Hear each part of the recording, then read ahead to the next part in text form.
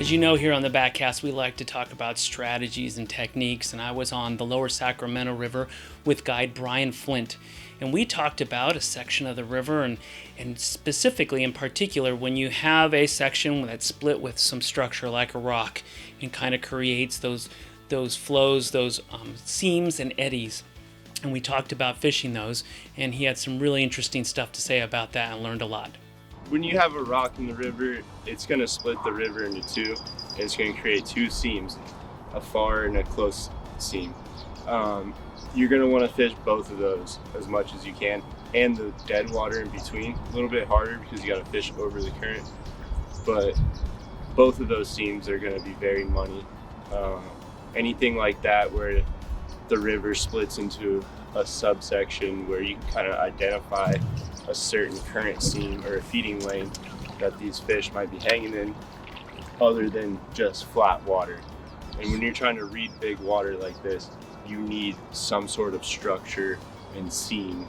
It does help out a lot to identify that type of water. Usually you'll find fish there, multiple fish. I would avoid the rock for tangling reasons, but get upstream above it so it kind of drops into that water instead of casting directly on it. Try to cast a little bit above it and have it ride the side of it naturally as much as possible.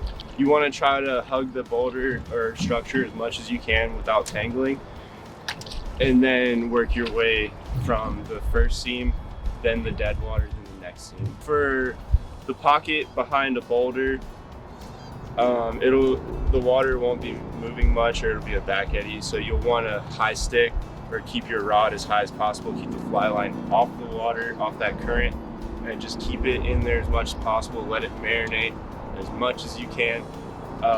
That's where the tight line nymphing does come into effect. You can reach up and over and get a drag-free drip, but for the most part, like a dry dropper or an indicator rig behind a boulder, high sticked, fly line off the water, not dragging on the current. So the Sacramento River can be really challenging. It can be especially difficult when somebody doesn't know the area. And if you don't and you want to get onto some fish, Brian Flint is a good guy to know. Let us know. We'll put you in touch with him. He guides on the Sacramento River. He also does the McCloud and the Pitt River up here in Northern California, both drift boat and walk and wade.